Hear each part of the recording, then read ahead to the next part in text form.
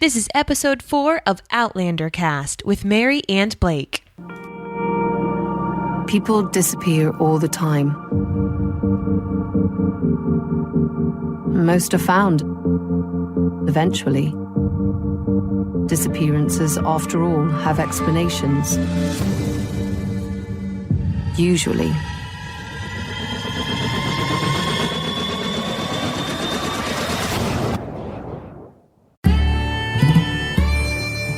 Welcome to Outlander Cast with Mary and Blake. It's a podcast dedicated to the show Outlander on Stars. Sing me a song of a lass that is gone, save of that lass behind. Mary of soul, she sailed on a day over the sea to sky.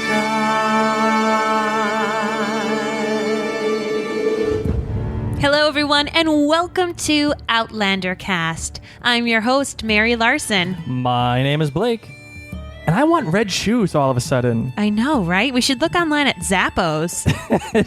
Wait, do you think they had Zappos back then? They probably had a McZappo. What? Like the shoemaking family, the McZappos. You call them up, and they'll be over in an hour. At least next day. You know who was That's out of awful. a job, though? That is awful. The gentleman who made the coat. Whatever his family name is. Oh. He better That guy... count his blessings that he still is alive. Yeah, or he still has his man pots because, whoa. Like, come on, man. What are you thinking? You know, Colum's just very sensitive.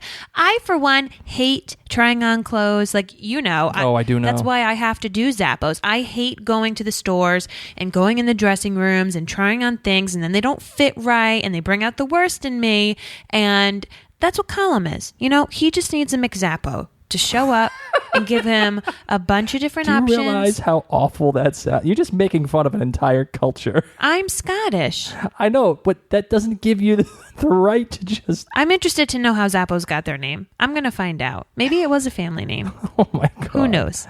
Probably not a Scottish I think it's safe to family. say that there probably wasn't a Zappos back then, and if there was, it would take more than a day to get to wherever they gotta go. Unless he was your neighbor next door. But nonetheless, I think Colum was one of those people that would have preferred to have a bunch of different things brought out. He could put himself some self-tanner, have a glass of wine. This is what we do, ladies who order from Zappos. That's how, like, you know how I bought like 10 different bathing suits? I tried them on, I had some wine, and I found the one that I liked. And nobody had to see me trying on bad ones.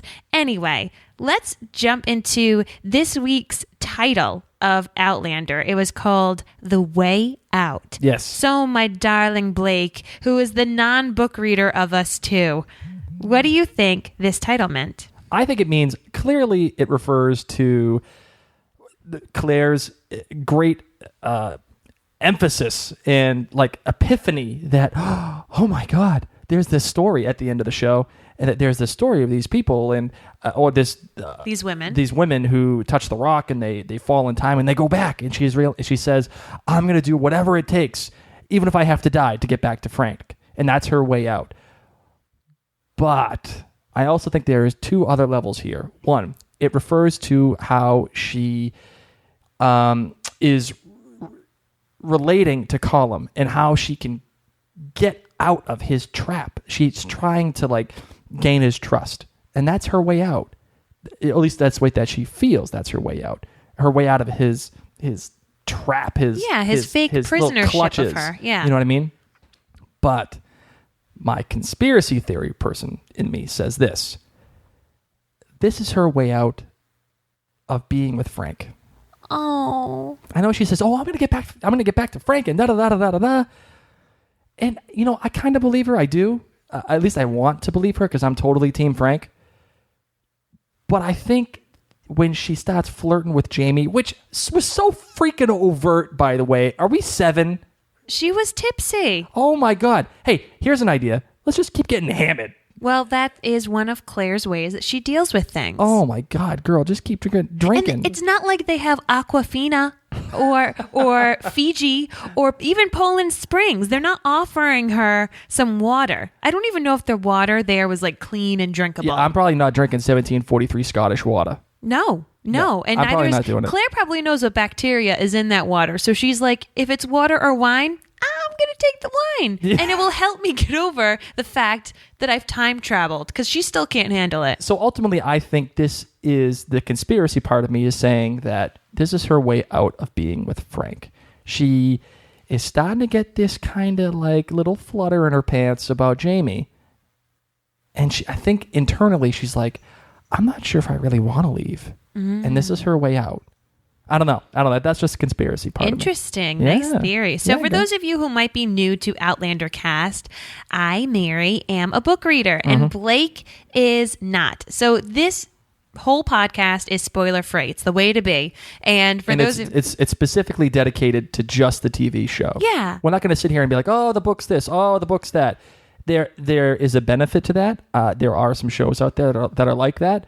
But this show is just specifically about the TV show. So enjoy. All right, let's get into the recap of this week's episode. It starts off with the Hogwarts Express picking up Claire. on platform 9 3/4. That's right. You're a wizard, Harry. She is saying farewell to Frank, except Frank's like, girlfriend, I can pull some strings. I don't want you to go. And that was a really sad scene. And this is why I'm totally Team Frank, okay? He loves this woman desperately. All he wants to do is just be with her, right? It was a beautiful flashback. I felt pangs in my heart for Frank. Exactly. And he is totally smitten with her, and he's like, this is backwards. I should be going to the front. You should be sticking here. And I kind of feel bad for him because you know what? He's right. He really is right. Sure, he's like super smart and stuff, and he probably knows how to deal with all these spies and everything, but he's the one that should be going to the front. It's a total role reversal, and so far this show, it's being a little overt about the role reversal that they're trying to capture, I think. It's like smashing you over the head a little bit. No, I think it's just that is Claire's personality. You Yeah. know, Claire is just he says that her stubbornness is so attractive, but I see it not stubbornness. I see Claire as being a very strong female. Yeah. And it may not, the little feminist in me isn't thinking that it's role reversal. It's just showing you how strong Claire is. Yeah, I'm not saying that we're like burning bras here or anything. But what I'm saying is it's making it a very specific point to make sure that you know that Claire is this extremely strong woman and she can do whatever she wants and she's the one who's in charge. She literally says, I'm in charge, like in this episode. She says it to Jamie. And maybe she was. Maybe she's in her little room in the surgery on the table upon which she had sex. And she's sitting there and telling that she's in charge. Yeah, maybe she is. But like, wow, okay. I get the point. Let's move on, you know? Frank says, promise that you will return to me. Promise. And she promises. Yeah, and I think if she doesn't return to him, it would be a little disingenuous of the writers to not have her return. That scene, I'm telling you, it did something to me because I felt so much for Frank. I know, and like that's the thing. I think you're supposed to be in touch with the fact that you're split between either Frank or Jamie. I think that's what they're going for. And like I said, I'm totally Team Frank. If they don't have her return, the whole point of bludgeoning you over and over again with, oh, promise that you'll return. Flashbacks. And at the end, she says, I'm going to do whatever it takes to get back to Frank. They're bludgeoning you with this. It's like, oh, remember in season 3 of Lost, spoiler alert, by the way, when Desmond kept telling Charlie that he was going to die, and he kept saying it, and you see all the little flashes, and then eventually he does die. Yeah. And it would have been disingenuous of Damon Lindelof and Carlton Cuse, who ran Lost, to not have Charlie die. I don't even know if necessarily we're supposed to feel like this is the writers foreshadowing. I see it as more, because Claire is awoken. This is almost like she's reliving a dream, a flashback in her mind. Yep. And, was it a flashback or was it a dream? Oh, you mean like something that she made up in her head? Yeah. Well, I tend to think that this is her reflecting back upon her promise to Frank that she was going to come back. Like, because that's not something that she's reflecting like, oh, this is what Frank's doing right this very second. Oh, he's looking for me and hope maybe he thinks that I'm with another man. And then, you know how she was imagining that last episode?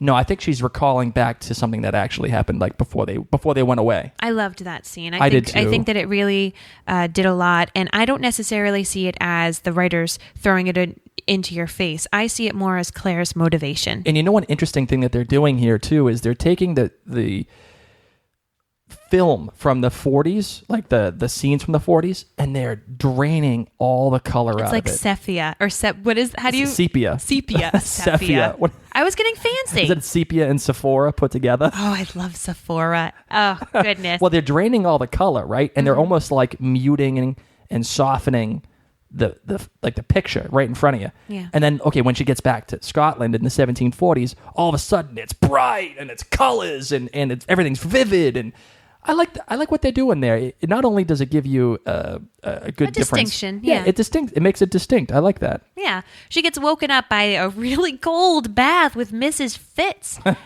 Oh my goodness. I loved this. I loved her. She was like, I can bathe myself, you know? But she ends up telling Mrs. Fitz that her husband's not dead and that she seems to have fallen through time. She tells her about the stone circle and everything and basically says, I'm from the future. What's that clap for? That clap is for Ronald D. Moore. I want to thank him personally. Okay. Because what he did here was he literally pissed off the entirety of the Outlander readership. Why? Because apparently this didn't happen in the book. No. Exactly. Right? And I know I just said we're not going to talk about the books, but this is in light of the show. How did you catch wind of this? Look, I got my ways. Okay. It's clear to me why they did this. I'm going to get into that in a second. But I just want to thank Ronald D. Moore for this.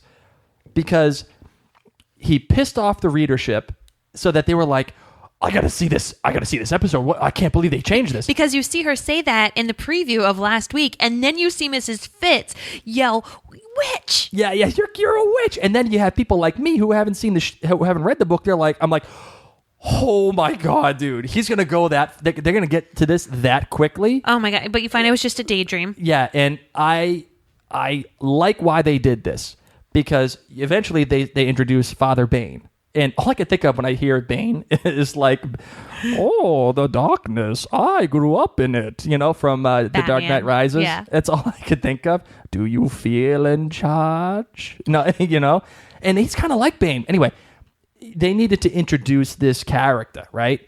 And you needed to know that Mrs. Fitz is a Christian because she could have been like some druid or she could have been like someone who was a pagan. You don't know necessarily. No. So they needed to get that religious aspect in so that when Father Bain does come back, you know that Mrs. Fitz is probably going to choose Father Bain to heal her like 8 billionth nephew. Like, is this lady related to everybody? No, they didn't have birth control back then, so people had very big families. Oh my god, and they got very big other things too. I'll tell you.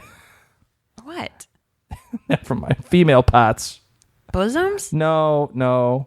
Bottoms? Never mind. Okay. We're just going to let that one go. Oh. There you sorry. go. Hey, a light went off. Anyway, so I see this not just to help distinguish the fact that these people are almost superstitious, believe in witches, but I also see it as Claire's mind is eating away at herself. It's this constant worry. It's this battle of, I need to get back. I promised I'd get back to Frank. Do I ever get to tell anyone? I'm living this like secret lie. What would happen if I told someone? Would they believe me? Would Mrs. Fitz, my girlfriend, would she believe me? Nope. She learned quick in that daydream. So she shut her mouth and dressed the part. She learns when she's out of her daydream that all of the fellas in the Highlands are coming on over to make an oath to Colum. Yes. Because Colum is the laird. The laird. Laird. Yeah. That's what I said. No, you said lard. No, I didn't. Yeah, you did. No, Laird. I'm not protesting the spelling. I'm just saying that you said lard, not laird. Well, I tried to make an I sound in there. It gets confusing because it's not Lord. No, definitely not. And when you read it in the books, you make up your own words, Kind of like Leary. I looked it up her. I looked up her her name. It looks like Laoghaire. It does look like Laoghaire. That's why it's so difficult for those of you. So Leary is the blonde chick who we saw making out with Jamie, and her name, it's spelt so crazy. It literally looks like it says leg hair. Like if you were to read it, Blake, what would you have thought it said? Did you think it would say leg I hair? would have literally thought it said Laoghaire. Yeah, and I would have been like, oh wow, that's a weird name for a chick in Scotland. Yeah, and I know there's probably different pronunciations. I get it, no problem, but still reading it, and that would just be what I called her. But it is not. It is not leg hair. It is Leary. Even when you listen to the audiobooks, it sounds like Leia or something. So we're just gonna go with Leary. Yeah. Sorry, people, if I mispronounced it. I'm telling you, in my mind, when I read these books, I say leg hair. And I know a lot of our listeners are super intense about these names. As Trust they me. should be. I know, and I get it. I appreciate it. Thank you for correcting us, because all we want to do is just get it right. Yeah. And please, if we're pronouncing it improperly, give us a shout know. out. Yeah. Send us a voicemail and be like, this is the way you pronounce things. Yeah. So anyway, all these guys are going to be coming to make an oath to Colum to say, we got your back, bro. And Claire goes and she tries to learn about all the different medicines that they have in the surgery. Mm-hmm. And one of the things says you take horse dung for a headache. Blake gets headaches a lot. I'll tell you what, I ain't eating horse crap. Oh my God. I kind of wish I could travel back in time with Blake for just one day. And he'd get a migraine probably from time traveling. And I'd say, Blake, you know what you got to do? Hey, it's some horse crap. Have some horse dung, buddy. Pigeon's blood and powdered human skull. Oh my God. Who came up with these things? And who was the test subject that was like, all right, I'm going to test the horse dung. I have a headache. I'm going to test it. It's between the horse dung and the cow dung. Dung. Which is the placebo? You know how you need to have and then would there be human dung? What's the control? Yeah. Gosh. And so while Claire is taking care of all this medicine stuff and going through things, one of them was bugs. It was so gross. She's being watched the whole time. Yes, by Angus. Still has, a little friend keeping an eye on her the whole time. So what I loved, though, is she just decided, you know what? I'm just going to be boring and just do my job. And Angus and his bros just keep drinking because they get bored of Claire. Is that something that she's doing because she feels obligated to do it now that she's like this healer? Or is that something is that her OCD? Is that her being a control freak, being like, all right, if I'm going to be here, I'm just going to do it. I'm going to get it done, and it's going to be my way or the highway. That is strong Claire. That's what I feel like. And she, being a nurse in war situations, she had to take control and act on her feet. And I also think she's probably bored out of her mind. If she doesn't make herself useful, she's going to be bored. And she knows this is a way to hopefully get in Colum's good graces and hopefully find a way to get back with that guy who took our cheese and go home. The cheese guy. Forgot about him. Hey, we saw boobs finally, by the way. Again, the boob count is up to 2 so far. Oh, my goodness. When Mrs. Fitz was bathing her, sorry. I had to put that in there. All right. Just make sure the guys get the boob count. So we find out that Colum's chambermaid's son passed away. And it's because he was possessed. Because he went to these these stones, and devil went down to Scotland. Sorry, so devil went down to Scotland. Oh goodness. Well, no, he supposedly died, and the ruins killed him because the Black Kirk. Yes, Kirk. Like James Captain Kirk. Yes. So the ruins supposedly killed him because the ruins are possessed by bad spirits. Yep. Claire obviously did in her mind huge eye roll. Oh my you've God. got to be kidding me. I know. She's like, really, dude? And that's another thing about this episode. The science versus religion. And don't make the mistake of thinking that I'm speaking about faith. I'm saying religion. Okay. Because they're two wholly separate items. You can't get any more different. I like that you just said wholly separate. I feel like we need a ba-dum boom. No, they're completely different. And you see the total difference between Father Bain and what Claire is going through. In my opinion, Father Bain is going to be some bad news guys here. He's going to be a problem for Claire. and she's stepping in it again. She keeps getting herself into these things. She's talking too much. She is not shutting up. She's not doing just her job. Dude, don't get in your own way. Stop reinventing the freaking wheel. You don't need to. Just let the man be the man. Just keep your head down, girl. Because now you got yourself in trouble with the priest. And at this time, priests are bad people. They're pretty much, they have, Well, they're not bad people, but like they got a lot of power. They are probably one of the most, if not the most powerful person. The guy says that women should be beaten on a daily basis to get the evil out. They're the temptress that was Eve, and husbands are supposed to beat them every day. Tell me, is that a man that you want to trifle with? Nope. And you know what? You shouldn't even be trifling with him, okay? You shouldn't even be, like, talking to him. Just, you stay on your side of the street, and I'll stay on my side of the street, and we'll be happy. Don't mess with Father Bain, seriously. No. And I don't know why she just keeps getting herself into these problems. Because she couldn't stop. Like when she went to go help Mrs. Fitz's nephew, and she figured out that he was poisoned. She couldn't stop. Here's a young boy. I mean, it's one thing with the boy that already passed away. Mm-hmm. She can't change anything like that. But this young boy, who obviously is poisoned, who she knows she can most likely get back to being healthy, that the nurse part of her, it just pulls at her. It's not that she's trying to stir up any trouble. It's the opposite. And you see her struggle with it for half of the episode. Sure, yeah. It's Claire knowing what is right. I think, it is right, and it's also part of like her, I guess, oath to being a nurse, where she just has to take care of people that are ill. And I was so happy that Mrs. Fitz let her do her job. Yeah, eventually, and I don't blame Mrs. Fitz for giving Father Bain the chance at first. By the way, at first I was kind of pissed off. I was like, Mrs. Fitz, come on, let's go. But we already know, based upon that first scene, that she is a devout Christian. They're all sitting there doing the cross, and everyone's really superstitious, and she's falling into that trapping, which is fine. But then when she realizes Father Bain ain't cutting it, man, let's give Claire a shot here. Who knows what's going on? If Mrs. Fitz already knows that Claire is something that is... She knows her work. I'm not going to say special, but she knows that Claire is down to business. You know who also knows? What's that? Colum.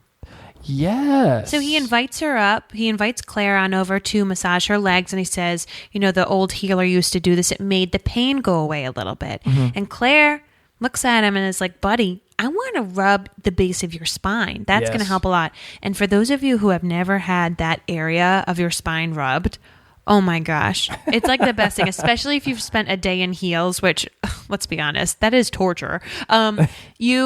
Having the base of your spine rubbed feels extraordinary. So we got to see a bum. We got to see Colum's bum. A very finely crafted bum, by the way, for an old man. How did the special effects people make his legs look like that? It must have been a green screen. You know how they did that for like Lieutenant Dan and Forrest Gump? Oh, yeah. That's something. I bet you he wears green leggings. Yeah. And then they could digitally insert it. That would be brilliant, because I'm sitting there thinking, how are they doing this? It's amazing. It's blowing my mind. I can't even the makeup work is phenomenal. No, yeah, a finely crafted bum, like chiseled.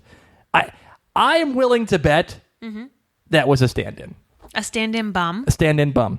Really? That man does not have a bum like that. I don't even have a bum like that. Do you think that was part of his contract? Like, if my bum has to be shown, it needs to be Brad Pitt or something? Like the cutest bum around. And like it was like perfectly muscular. It wasn't hairy. I did not notice this bum as much as you did. I'm going to have to look back at the bum. I noticed the bum. I guess you did. I was like, wow, that's a fantastic bum. I was listening to what he was saying. He was asking Claire, pretty much, rhetorically. Yeah. I wonder what I did to Satan to cause this. Why did the devil punish me like this? Yeah. What have I done?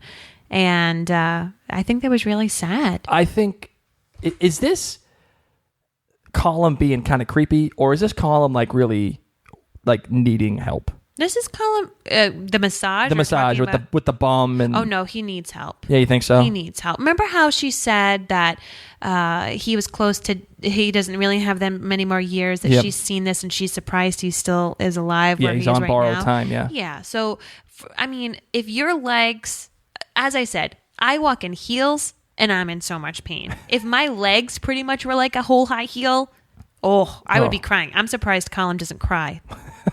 He's too strong. He probably does. He probably goes in his room, listens to his birds, and cry. That's why he probably has birds, so nobody can hear him cry. Because he probably sits there and is like... and the birds are tweeting away, and people are like, oh, he's just singing to his birds. He's a dirty, angry Scot. I don't think dirty, angry Scots cry. Mm-hmm. They cry metal because they're just so manly.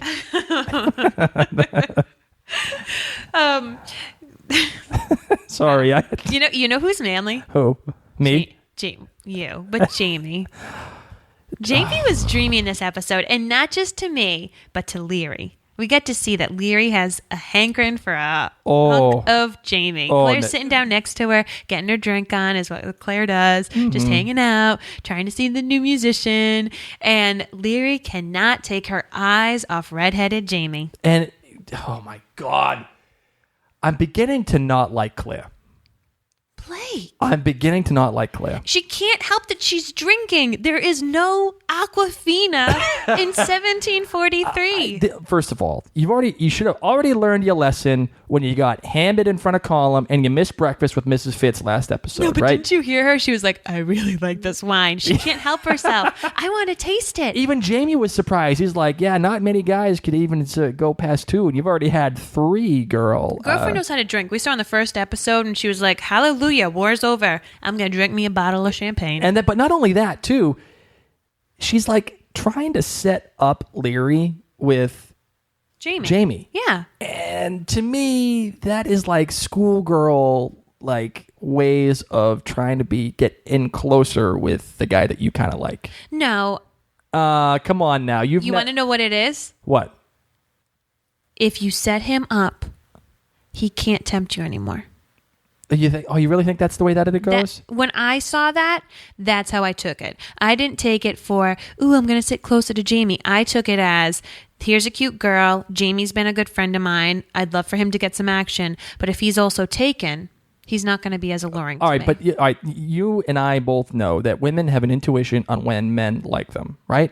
Yes. Okay, so like that's but that's why she wants to set him up. She can see that this young, strapping young man keeps giving her eyes, and he is temptation.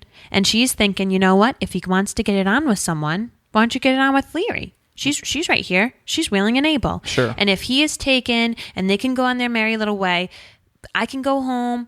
Whatever. They'll live happily ever after. I just took it like she was setting her up just to bust balls. Oh, I didn't. I'd be like, oh, why don't you go with Leary? And then you'll see what you're missing. Nope. I took it to her trying to be a girlfriend to both Jamie and Leary. She knows that Jamie is probably a very sexually frustrated man at this point. Yeah. So she's just trying to help a brother out, in my opinion. But she's wasted, and she's listening to that beautiful harp. Hammered. Like, I'm surprised you're still even walking. I wonder when Claire's not going to be wasted.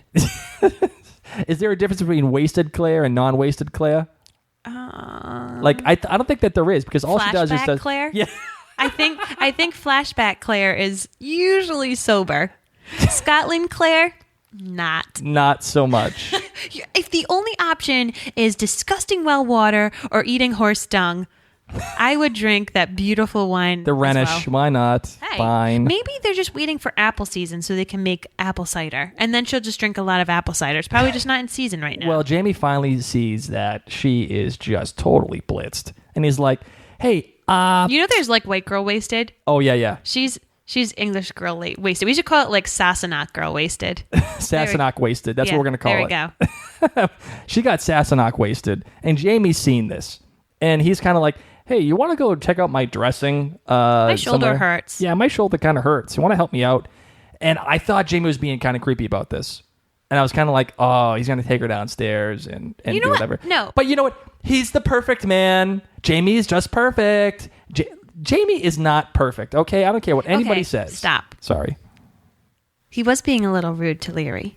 Oh, That's yeah. where he wasn't being perfect. That's because he likes, what's her name? He likes Claire. Yes, but he should also realize that this young female is trying to get his attention, and he's just all eyes on Claire. You see, now that's the problem with guys. Guys, when they know that a girl likes them, because it's clear that Leary's Claire, drooling over him. Oh, Leary's drooling over him. But if you don't like Leary, right? But you like another girl, and you know that the girl's kind of into you. Yeah. gone. The other girl. Leary's in the friend zone. Leary isn't even in. Leary is like on like the cusp of friend zone, and I don't even know you anymore. It's so sad. Like she's like a way other level. But their age difference is huge. Remember how he was saying, yeah, I was here when I was like 7. I don't even think you were born yet. Yeah, I don't even remember you at all. And you could just see, that look of disappointment on her face when she's just like, my Outlandish theory of the week is phenomenal. Good. I can't wait to say it to you guys. So Sassenach wasted Claire, and Jamie head on down to the surgery. I love that, by the way. I'm glad, because it's true. And by the rate she's going to be, my God. hanging out with that pink wine for a while. Rhenish. So they're down. Oh, before I stop, I loved how the musician switched from the harp to the recorder.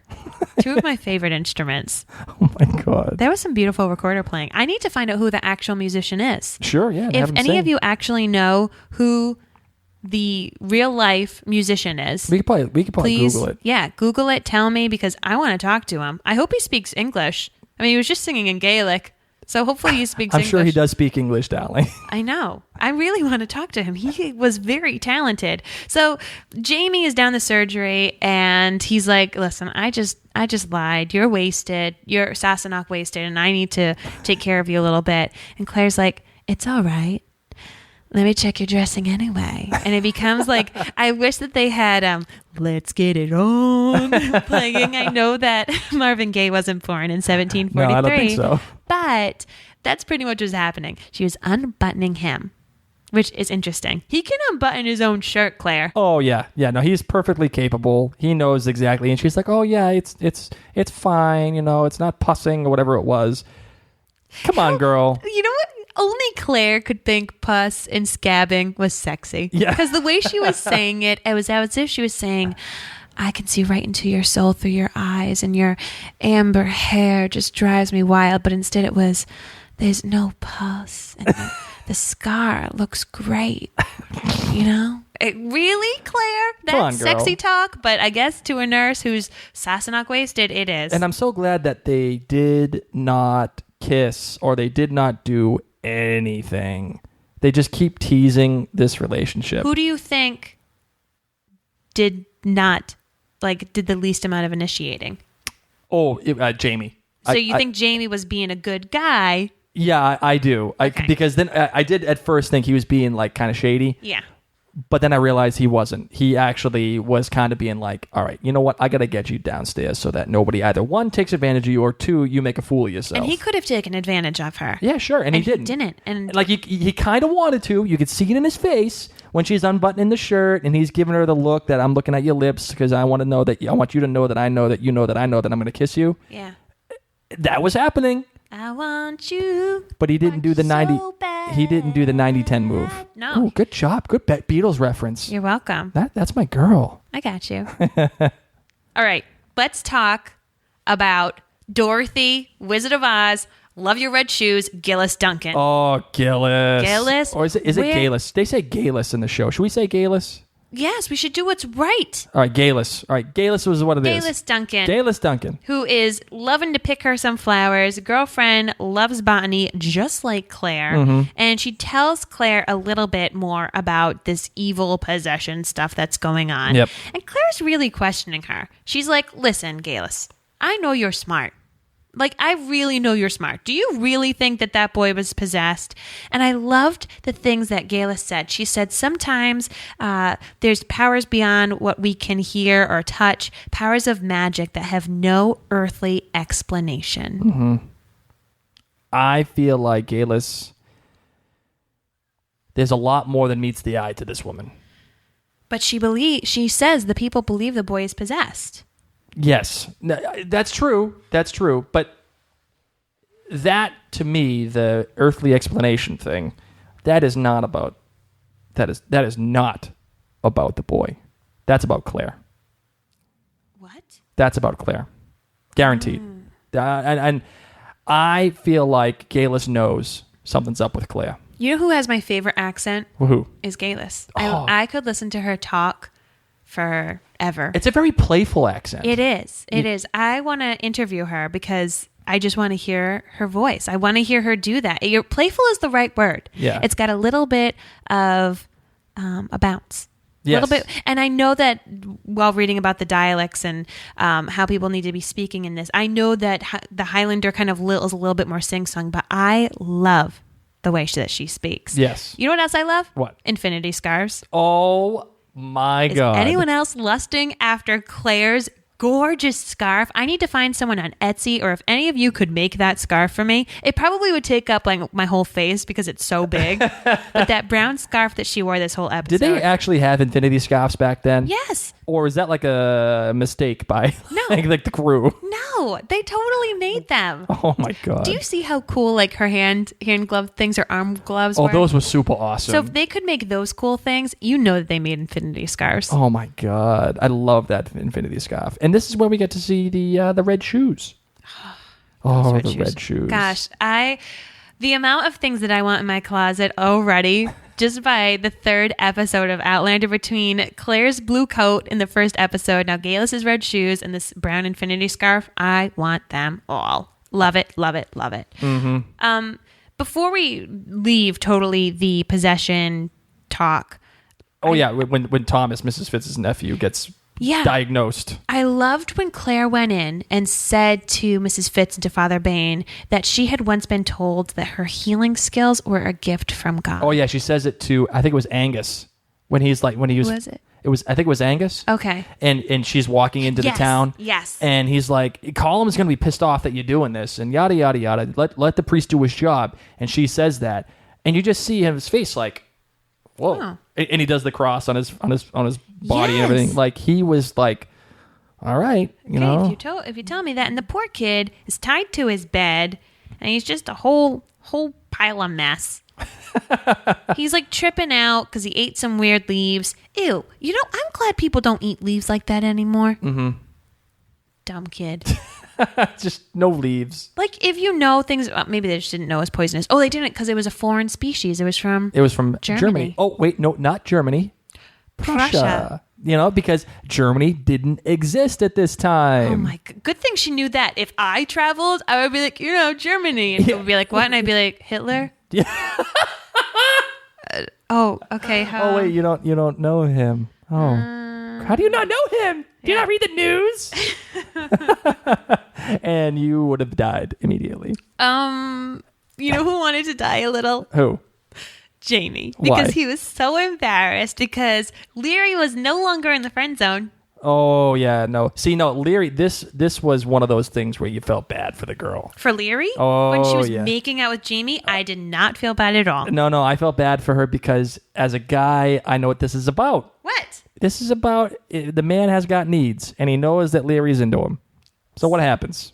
Well, Leary was already in trouble. He gives her a little bit of a bump. He also knows that she is a little flirtatious. That's what she got in trouble for last week. He knows she's got some loose behavior. Yes. So, hey, I got needs. I'm a man. Let's get it in. So, no, they didn't do that. Well, They but just you know what I'm made talking out. about. Like, you know what I'm talking about. He had a swollen lip. We'll Yeah. say that. The filly got him pretty good on that one. Did you like the little footsie game? And she steps on his foot, and she... I've never done that to you while we eat. No, you haven't. Can you try that now? No, our table has like too big of a base. I can't kick around. Look, I'm trying to kick. I feel like Colum. I'm trying to kick around the table, and I can't. Colum could do it. Why can't you? Colum would actually be able to do it. You're not kidding. The one thing poor Colum could do. So, yeah, I liked this little kicking into the table bit. And then Jamie leaves because he's really insulted. Yep. He's like, whatever, you're blowing up my spot. And Rupert looks at Claire and he tells her that Jamie needs a wife and she should stop poking fun of him and that Leary is a girl and she's always going to be a girl. Yep. Rupert knows what's up. Yeah, he knows that Jamie should be with a girl more like Claire. Yeah. And he knows, he sees the interactions, he sees all of it. What do you think he likes about what do you think he sees in Claire that's over Leary? Because he was saying that she's too young of a girl. Oh yeah, so no, he said that she's always going to be a girl. what does that mean? That she just doesn't have that personality. She doesn't have that lady type atmosphere about her. She just is always going to be trouncing around with other guys, and she's always going to be immature. You saw it, okay. I saw it more as immature, that she would almost always be, what people almost think of like a blonde ditzy. Yeah. wife. She's never going to be someone that you can respect. It would be like dating, I don't know, a 13-year-old girl in comparison to Michelle Obama. He thinks that Jamie should be with Michelle Obama.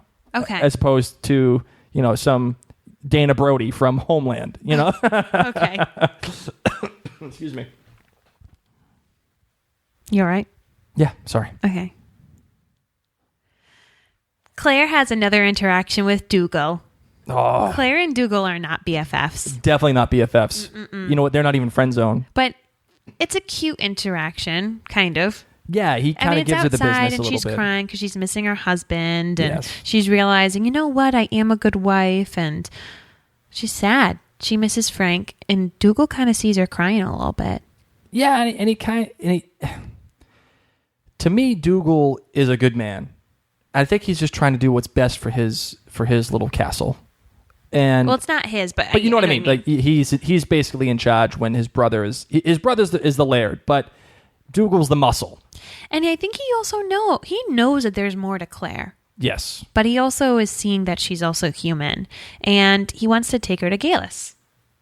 Yes, because he wants her to replenish all the medicines and everything. Now, do you think that's him feeling bad for Claire, or is that something that like he is just doing because he's got to do it? No, it's Claire's job. Yeah. He basically said, we're going to be having a lot of bros come on in. Yep. And bros being bros, they're going to drink and be hurt. So you need to replenish all of your stores. That's why he tells her, he pretty much says you need to go food shopping, please. Yes. Except food shopping for more house dung, horse dung.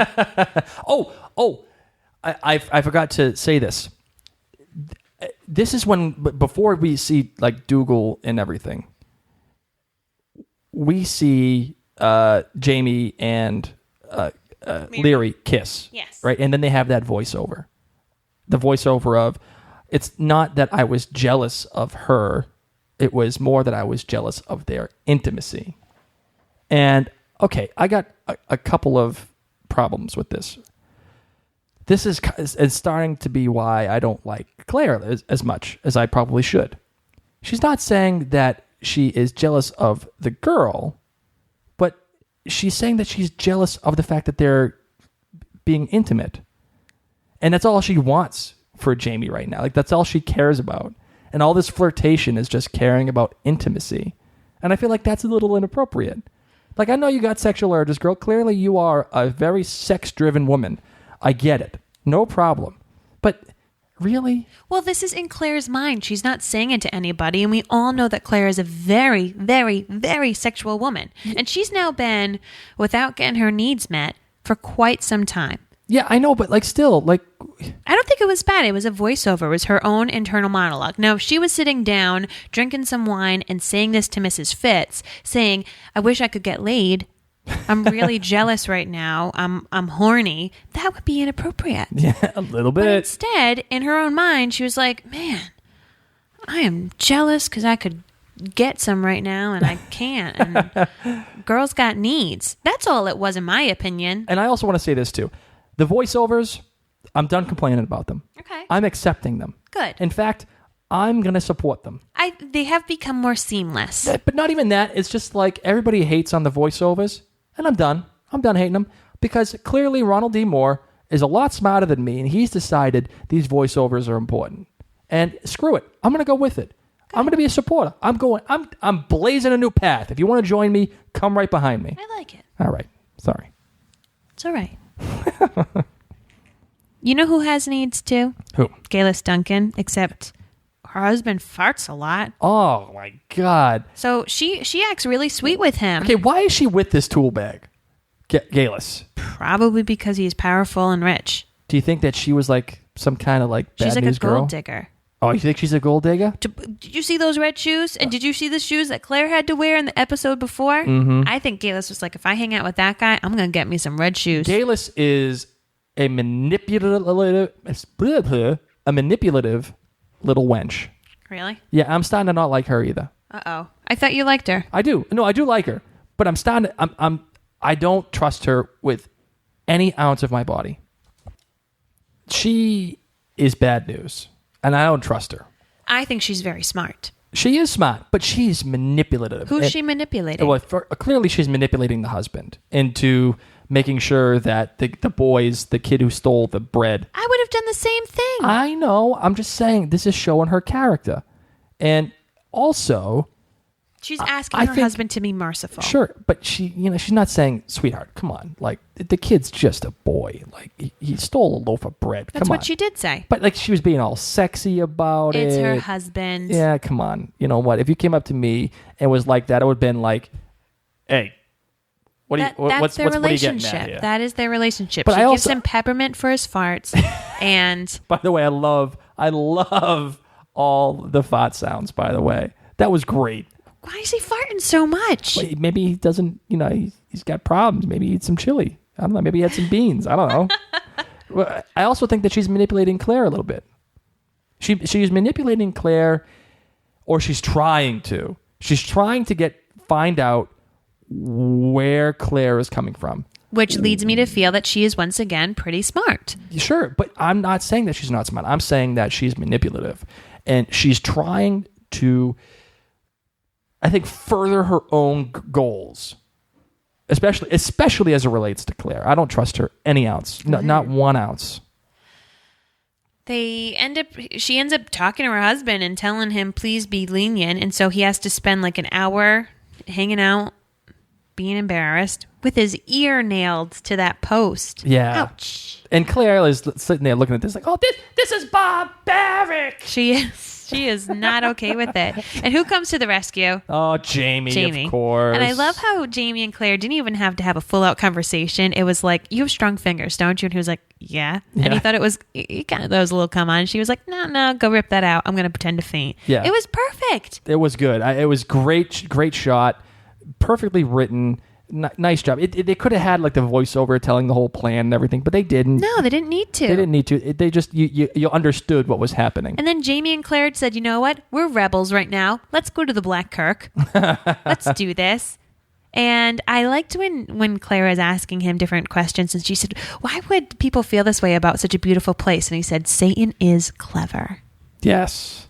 And he says that he's a clever guy too. Mm-hmm. By the way, he's been taught Greek and Latin, and he had a tutor, and so that clearly means that he gets Claire. He gets her why she's like so science based.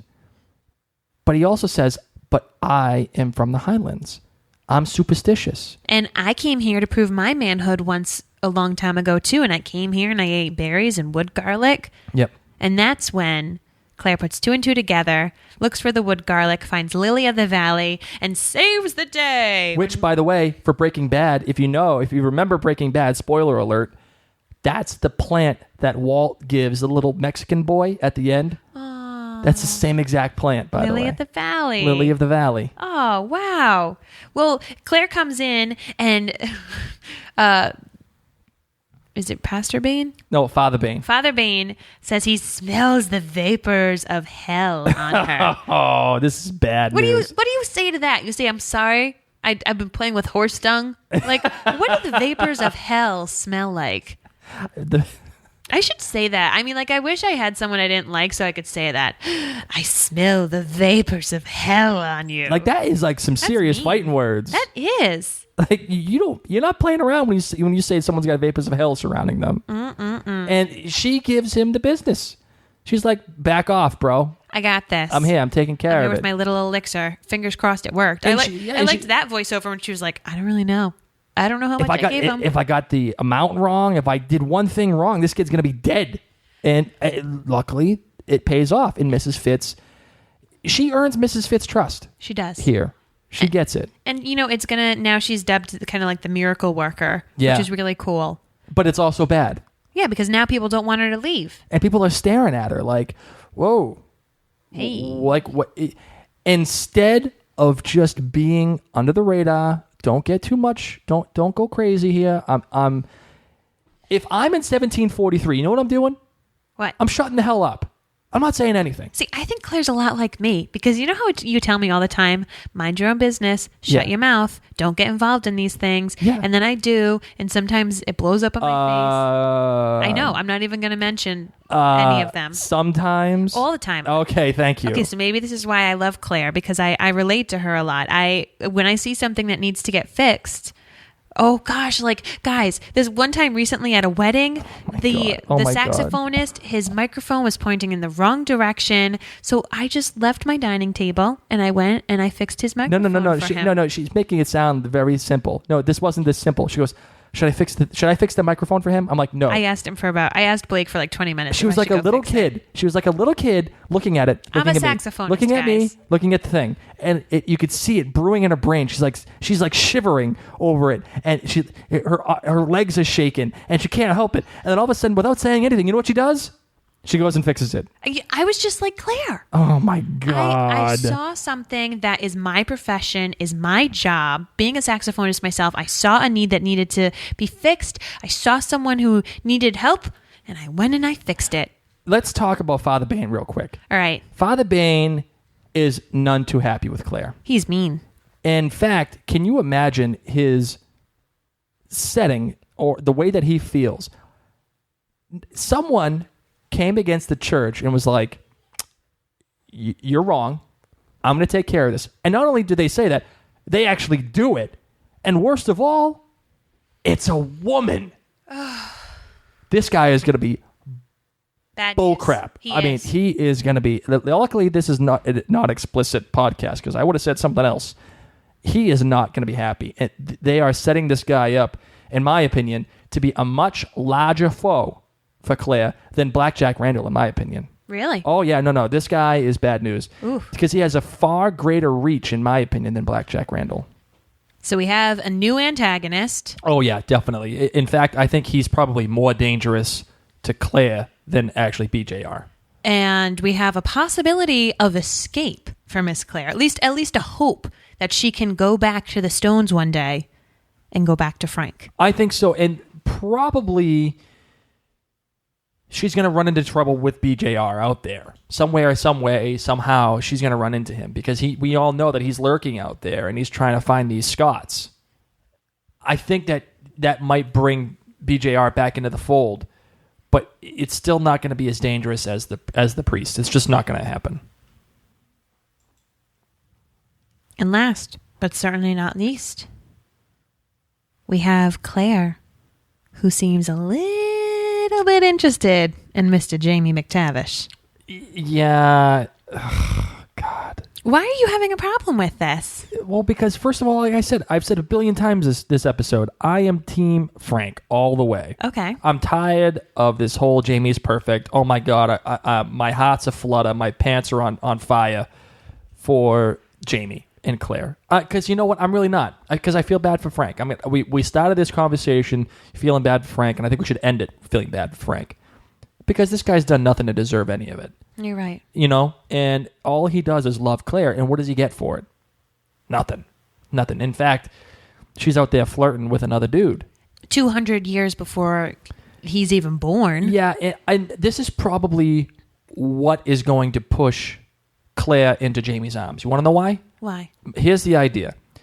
You got Blackjack Randall out there, and he is, I mean, obviously, literally the same person in for the show, but his blood is in Frank's blood.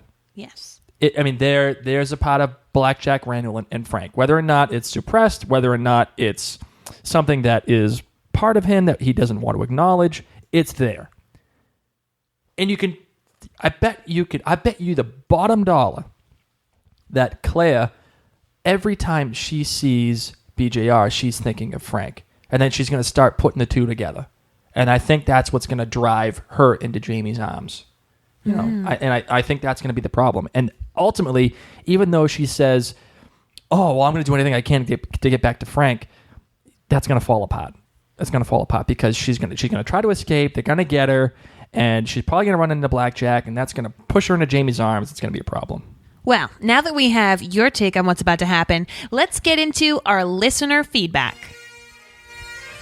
We heard from Cree Bell Bet, Creebell Beth on Instagram. She said she loved the theming between the 18th century Scottish beliefs and religion versus the 20th century of Claire's mind. She's interested that Jamie's interest in Claire is shown more overtly in the film than how she perceived it when reading the books. And she loves the slow but solid build of their relationship. Thank you so much. I am in firm belief that this is the right choice, that Ron Moore is making the right choice. I don't want... It would be inappropriate, in my opinion, not even like relationship-wise, but story-wise, to have Claire just run into Jamie's arms so quickly and then fall in love so quickly. Let him flirt for a little bit. Let it slow burn. I like that. Shannon Crawford on Facebook said that this is the best episode yet. She loves Geillis' shoes. Very Wicked Witch of the West. I thought about that too. I got to tell you, I'm not sure if I necessarily agree this was the best episode yet. I really don't. I thought this was the weakest. What did you miss? I felt like this was... Remember in X-Files, it was like a Monster of the Week?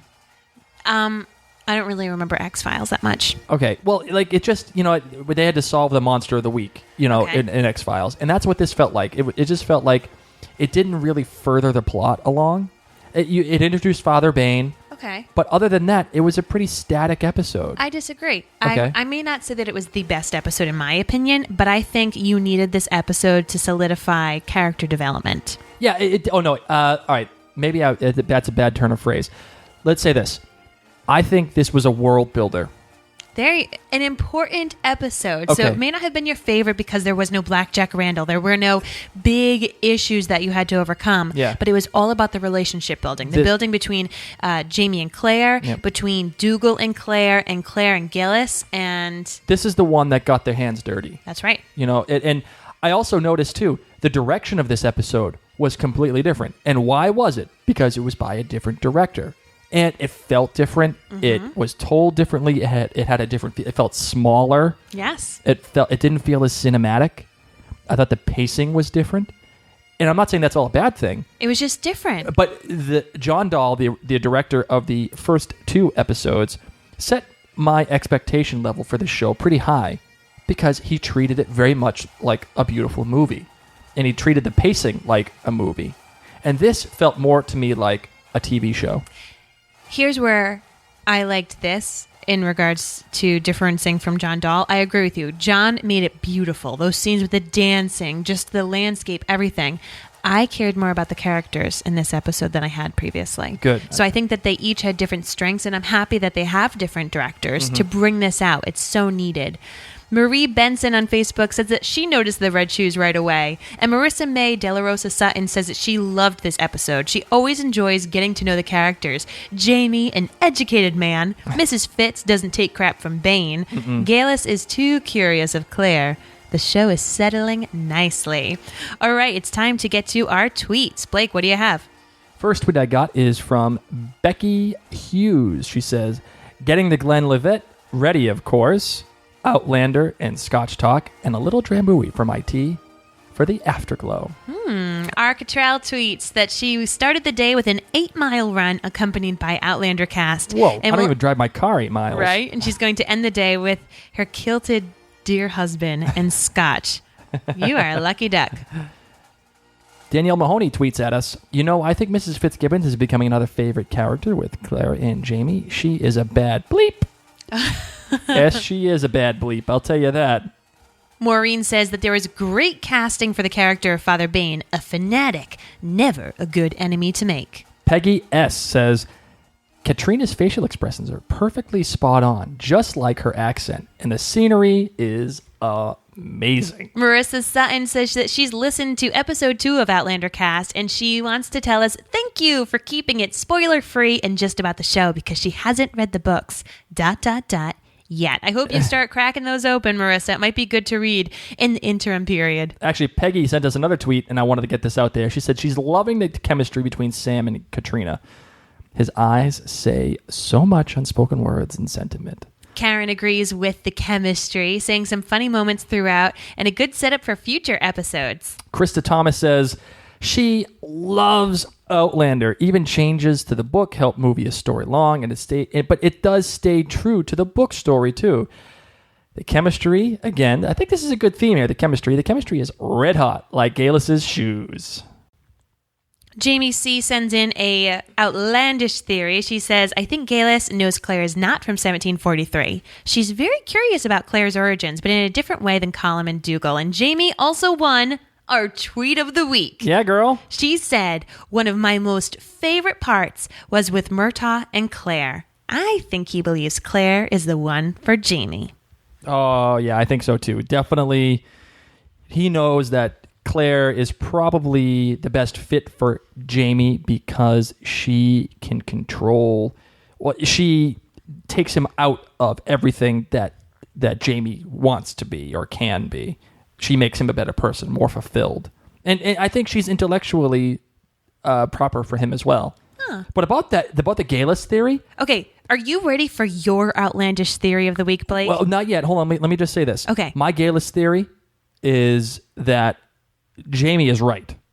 Geillis totally knows that Claire ain't from 1743. Oh, Jamie. Sorry, our Twitter friend, Jamie. Yeah. Okay, I get confused with Mr. Sorry. McTavish. Jamie is totally right. Geillis totally knows that Claire ain't from 1743. That's like a guarantee. And I'm going to save my theory on this later for another episode. I want to get some more. I want to get some more feed. You want to get some more traction. I'm going to let this simmer a little bit. Okay. Well, so I'm not going to give you my theory on that quite yet. What is your outlandish theory of the week? All right. So now we got Father Bain, right? Father Bain's there. We got problems. We know that he's going to be a personal nemesis to Claire. She's already made that bed. She's going to sleep in that bed now. So how do we get Father Bain and Claire interacting again? I'll tell you how. How? This is how we do it. This is how we do it. It's going to be Leary. Ooh. Leary is going to be some kind of pissed off that Claire is getting it on with, or is soon going to have a relationship with Jamie. We all know it. Let's just get it out there in the open. They're going to have a relationship. Fine. And what is she going to do? She's going to throw Claire under the bus to Father Bain. Oh, no. And Laoghaire, what are you doing? And she's going to create this tension, and she's going to sick Father Bain on Claire to get Jamie herself, because you saw how jealous she was of Claire. There was some serious girl hate going on. I mean, like, if she could, like, cat fight and pull hair and, like, make Claire's life miserable, she's going to do everything she can. So she's going to set Claire up with Father Bain. Wow. And I think it might even set up a conflict for Castle Leoch, meaning will Father Bain demand Claire to come out and be punished? And I think that's what's going to happen. Do you think she'll have her ear nailed to the post? Jamie would never let that happen. He and his strong fingers, he'll rip that right out. He and his perfect freaking persona. Oh, God, I'm so sick of Jamie already. Stop it. You're going to have a lot of haters hating. Good.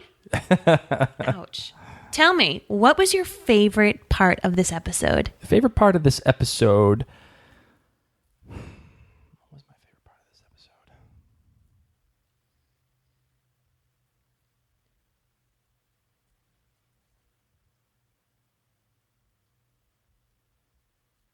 Okay. Favorite part of this episode was the beginning. It was the fake out with Mrs. Fitz and Claire. I thought that was such a phenomenal idea by Ron Moore. And it's not just because it was the most beautifully shot or whatever. It wasn't particularly written all that well. But it was such a great moment for the show. Just to piss off all the readers and then get all the non-readers excited about it. Be like, oh my God, I got to see what she does. And it created this huge fervor. And there it is. Yeah, for that whole week, every book reader was biting their tongue saying, why would Mrs. Fitz be calling her a witch? I agree. And I agree. And I loved that scene. I thought it was great. I thought it was good to put in there. It served the story well. It served the show well. It's making the show its own beast. That is the first big step. And I totally appreciate that. How about you? What do you got? I loved that first flashback scene as well, just because it made you love Frank. Mm-hmm. And yes, Claire is Sassenach tipsy, wasted, and she needs to remember him right now. And that is her driving force to get home and to change the situation. So I agree. I loved that segment. We have been talking now for close to an hour, and we want you to hear some other people's voices. So let's get into our voicemail listener feedback.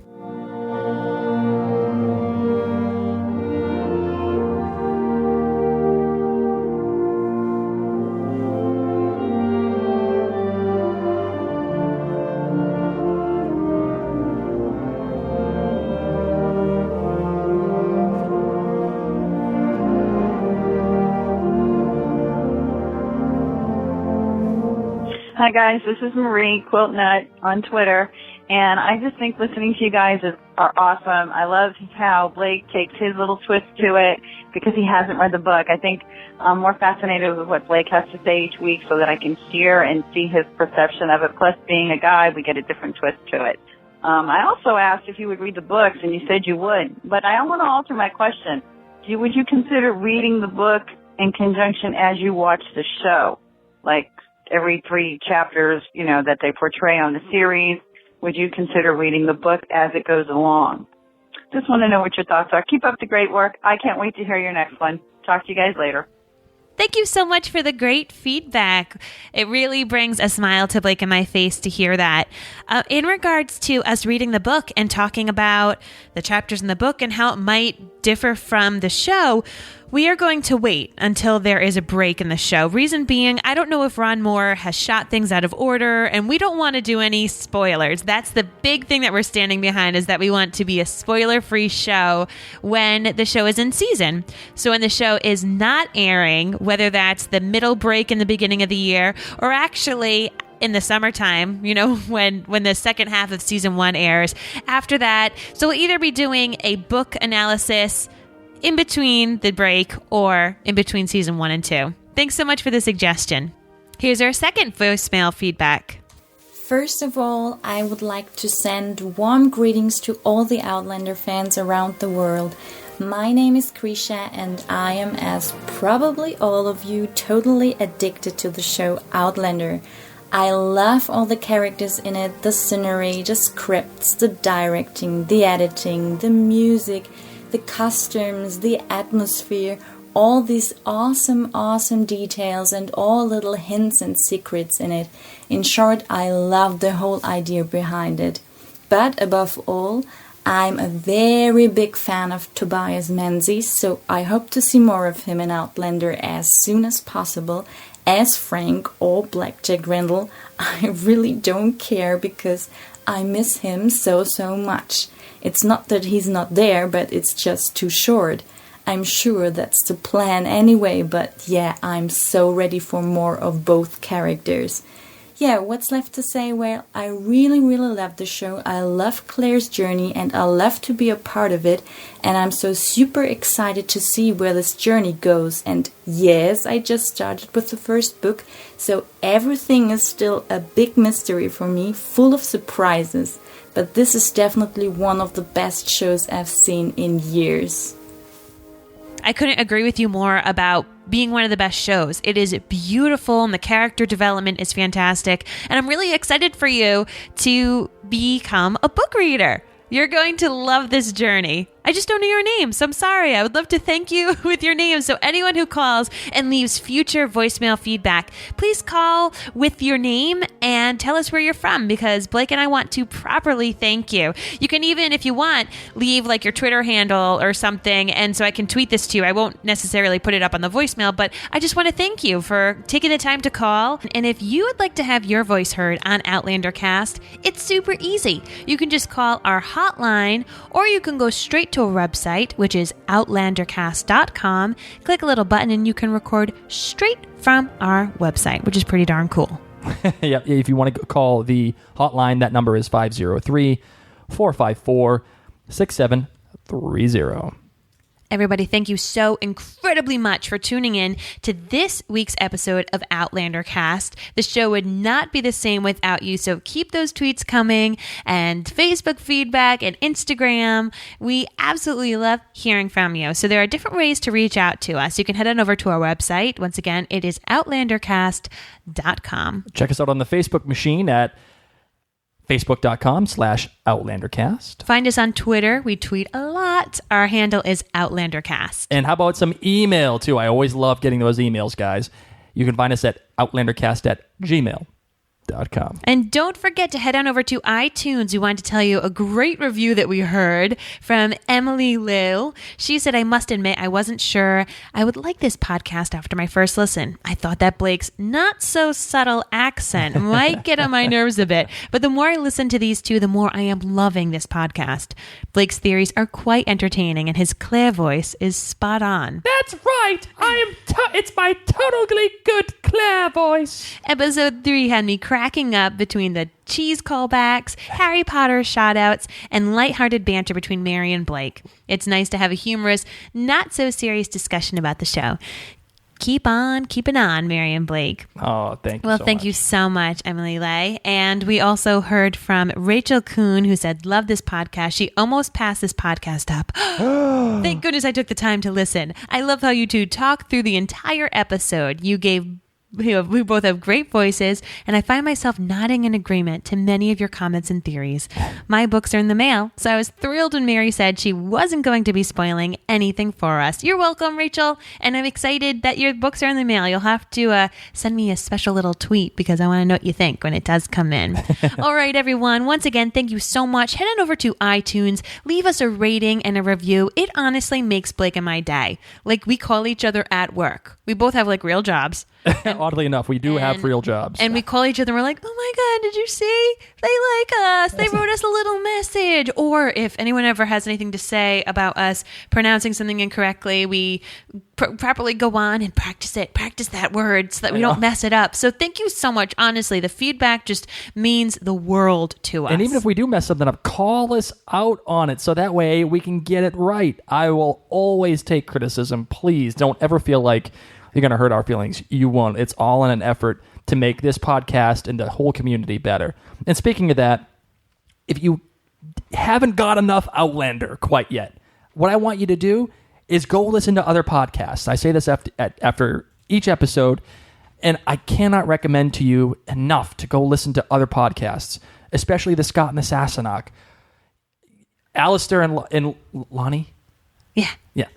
Alistair and Lonnie are so freaking awesome. Although Alistair has decided that he is not going to take my challenge of me doing a Scottish accent and him not doing the Boston accent. Come on, bro. Oh, it's okay. Come on, you're better than that. You just accept that and move on. His accent might just be a little cooler. That's why. Oh, no, time out. We should have a vote. No. All right, guys, whose accent's cooler? He will win because everyone loves Scotland right now. Everyone loves Boston, too? I don't know. All right, whose accent's cooler? Is it my accent or Alistair's accent? And I already vote for Alistair, so sorry. Oh, way to have my back.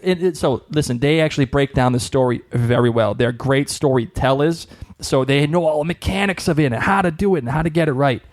Great job by these guys. Please listen to them. And also, listen to the Outlander podcast. Yes, Ginger and Summer. They love everything about Outlander. Hardcore fans. Give them a listen. They have great insight. And also, guess what, guys?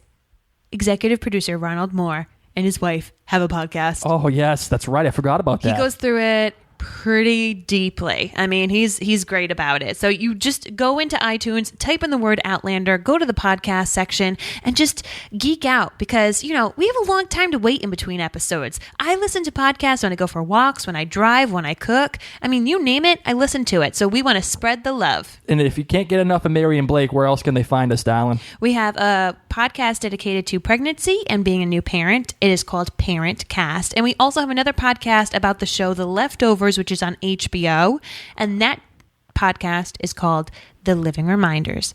Well, once again, everyone, thank you so much for joining us on Outlander Cast. I'm Mary. My name is Blake. And we'll talk to you again soon. Take care.